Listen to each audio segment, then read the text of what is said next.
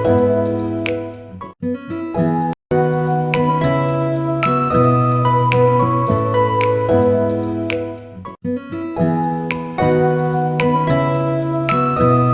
Yesu asifiwe sana. Ninakusalimu katika jina la Yesu mpendwa. Awali ya yote namshukuru Mungu sana kwa ajili ya asubuhi ya Jumatano. Kabla ya yote naomba tumshukuru Mungu kwa dakika chache. Baba Mungu, katika jina la Yesu ninakushukuru kwa ajili ya asubuhi hii njema, Jumatano iliyotukuka na kupendeza. Ninaomba kwa ajili ya msikilizaji, kwa ajili ya mpendwa. Mungu, asante kwa ajili ya asubuhi njema. Tunaomba uwe pamoja nasi tunapoendelea na somo letu la ukombozi la vita ya kukaribia kupata haki yetu. Mungu kae pamoja nasi na ukasimame pamoja nasi katika jina la Yesu. Amen. Basi mpendwa, ninakusalimu tena katika jina la Yesu. Ninakukaribisha tena katika siku yetu ya leo ya Jumatano. Ni asubuhi njema. Tumekuwa na masomo yetu mazuri tangu Jumatatu. Tunaendelea na somo letu linalosema vita ya kukaribia kupata haki yako. Vita ya kukaribia kupata haki yako.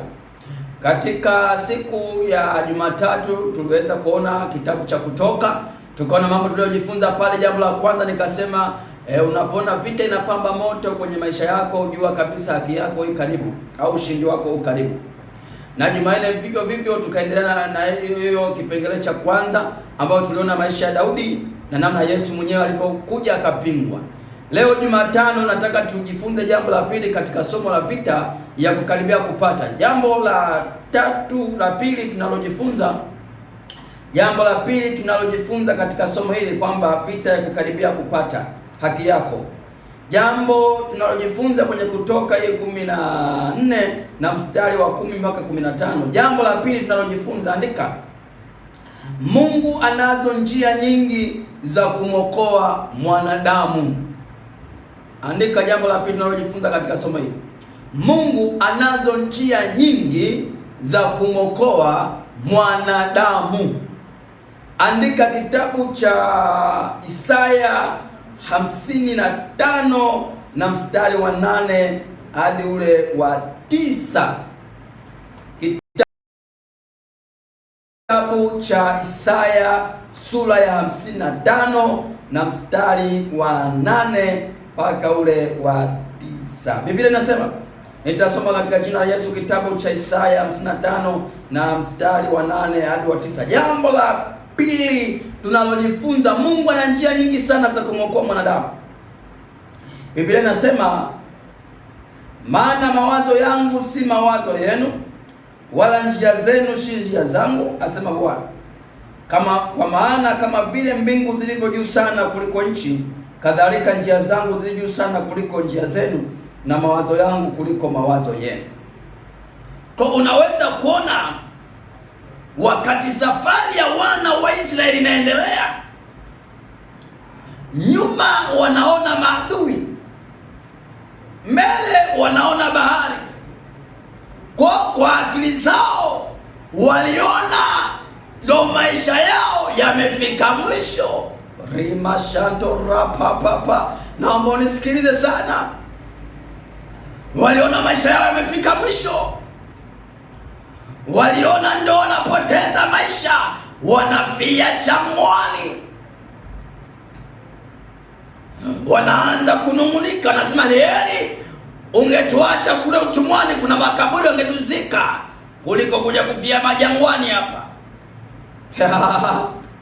Wacha nikwambie jambo la pili tunalojifunza, Mungu ana njia nyingi za kumwokoa mwanadamu. Kwa hiyo wana wa Israeli wanaona wamekwisha, Mungu anaona ushindi. Wana wa Israeli wanaona kupoteza maisha, wanaona kufa, Mungu anaona njia. Wana wa Israeli hawaoni njia baharini, Mungu anaona njia baharini.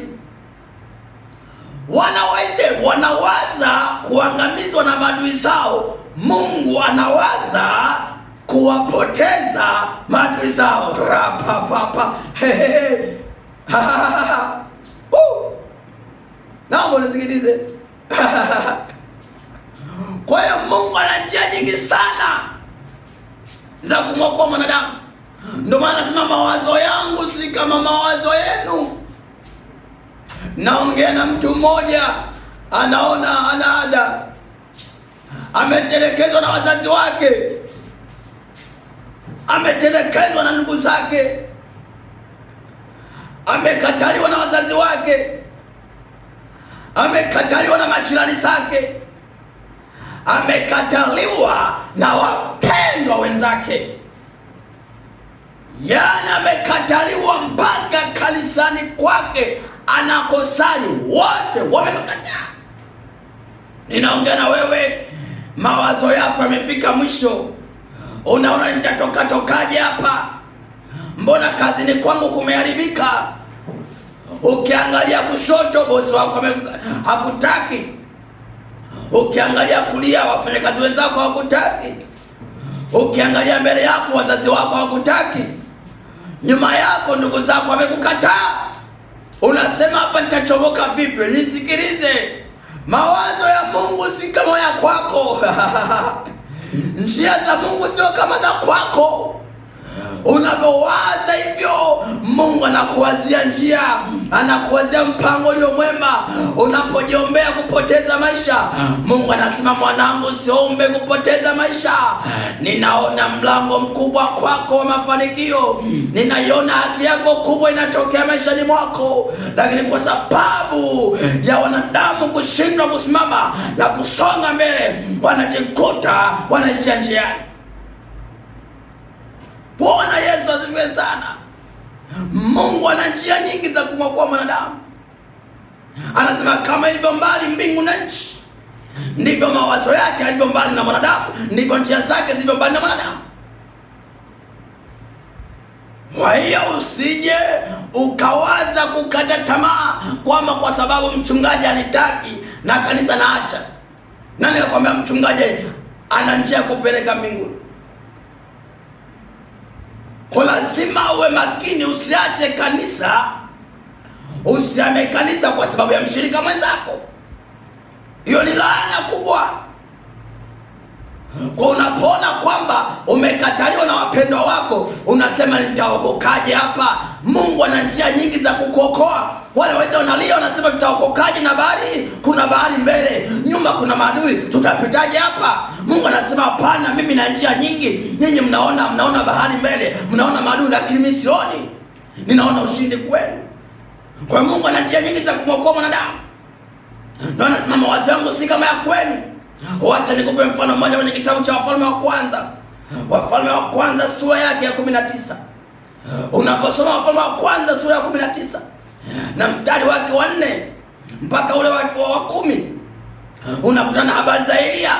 Elia alipokuwa katika misheni yake duniani, manabii wa kweli wameuawa, kabaki peke yake. Elia sasa naye roho yake inatafutwa kuuawa. Elia ana njaa kali, anasema hapa kilichobaki ni kufa. Nakufa, anasema nakufa Mungu, nakufa jamani. Elia akajilaza kwenye pango. Anasema itakuweje hapa? Wakati Elia anajiombea kufa, Mungu akamtuma kunguru, akamwambia mpelekee mtumishi wangu Elia na kufa na njaa. Ebo imagine. Elia aliwaza kwamba chakula kingeletwa na kunguru. Alijua. Wacha nikwambie, yani wewe Mungu usimfananishe na akili zako na mawazo yako ya kibinadamu. Yani Mungu achunguzike na siku moja. Mawazo ya Mungu hayachunguziki. Mungu amekupa watoto, atajua namna watakavyosoma, atajua namna watakavyokula. Ndio nasema usisumbuke ya kesho. Ya kesho Mungu anajua, atakapofanya Mungu anajua. Kwa nini unataka kuipoteza haki yako? Vita ya kukaribia kupata haki yako. Elia anaomba afe. Elia akajilaza.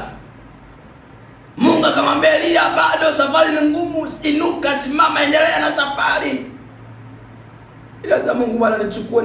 Hapana, Mungu anasema hapana, mimi na watu wengi nimejisazia watu zaidi ya 7. Silete jeuri hapo. Nina watu wengi. Kwa wengi wanalia. Wengi wanawaza kwa kupoteza haki zao. Yaani haki yako ikaribu kabisa, unaikaribia, unaiona hapo. Unaiona kabisa iko hapo. Unaipoteza kizeni. Unaipoteza hivi. Usikubali. Shetani ni mwongo. Shetani anatumia udanganyifu kuwadanganya watu na kuwapotezea watu haki zao. Unaweza ukaona shetani anatumia mawazo ya mtu, anaweza akaingia kwenye mawazo ya mtu akasema, sasa wewe haujasoma, sasa utapata pesa kwa njia gani? Una elimu yoyote? Umeishia memkwa. Yaani hujui utapataje wewe mali, utamilikije mali wakati una elimu yoyote? Unaona, anatumia mawazo yako kukudhoofisha. Lakini mimi nasema kwamba sio wote wanaoshindana wanaopata tuzo, sio wote, ila kwa wakati wapata wote. Haya mambo ni neema ya Mungu na makuachilia kwako.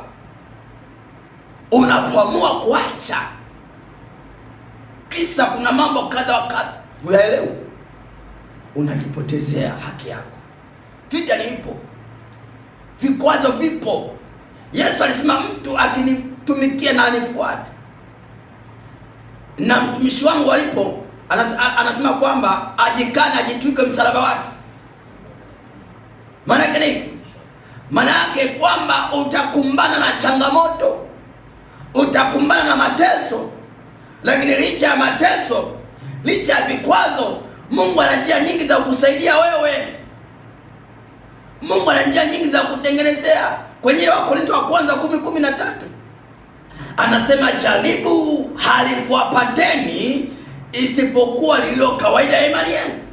Anasema na hilo jaribu atafanya mlango wa kutokea. Unasema jaribu langu kubwa. Ujaona wenye majaribu makubwa, nenda huko hospitalini utaona.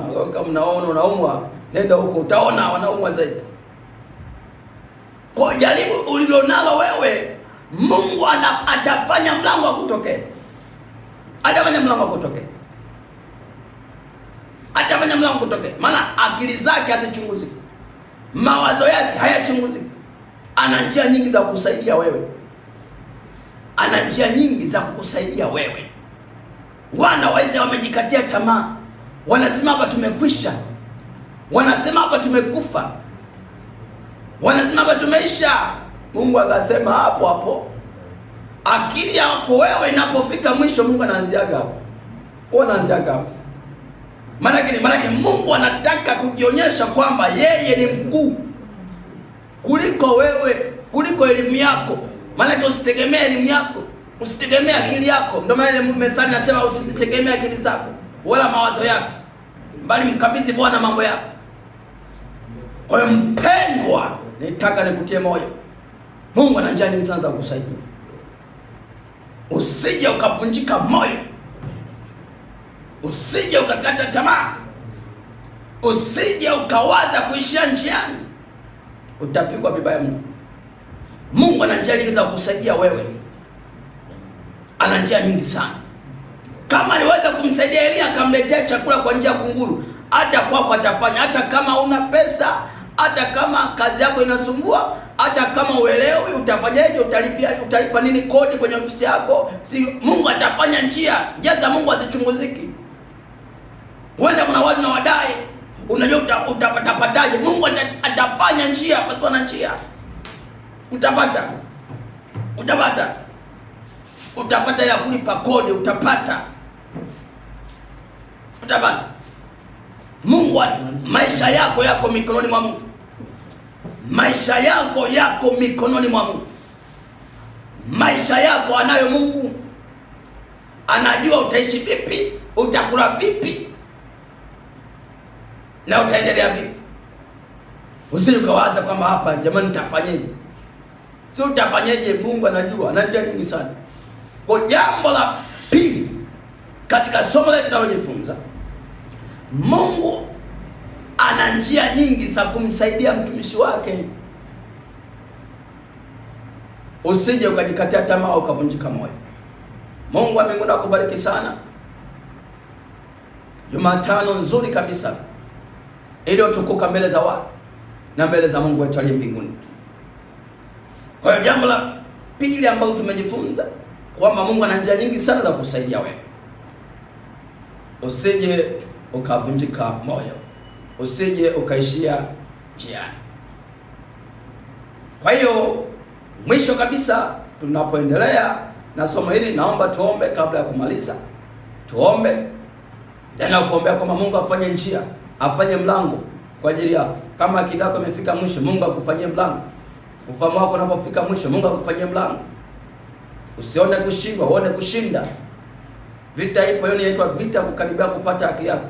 Unakaribia mambo ya haki yako, utakumbana na vita kubwa sana. Lakini katika hivyo vita utakapokumbana navyo, Mungu ana njia nyingi sana za kukusaidia. Tumesema jambo la pili tunajifunza, Mungu ana njia nyingi sana za kukusaidia. Tuombe. Baba Mungu, katika jina la Yesu, ninaomba kwa ajili ya mpendwa huyu. Ninaomba kwa ajili ya baba, mama, dada, kaka, mtoto. Mungu simwache katika mambo yake. Aongea na mama mmoja ambaye amekuwa akiomba kodi imesha kazini kwake zakabakisha mwezi mmoja, lakini akiangalia kwenye akaunti yake hana hata 100,000 na kodi analipa 500,000 kwa mwezi, lakini akiangalia akaunti yake hata 100,000 hakuna. Anaona amekwisha.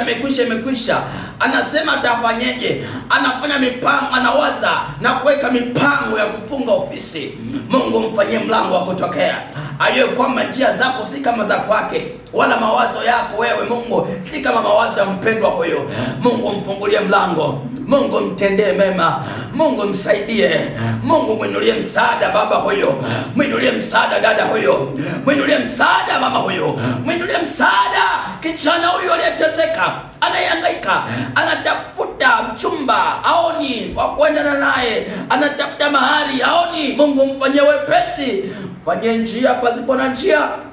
Kama ulivyomfanyia Elia, uliweza kuleta kunguru kwa ajili ya kumpatia chakula.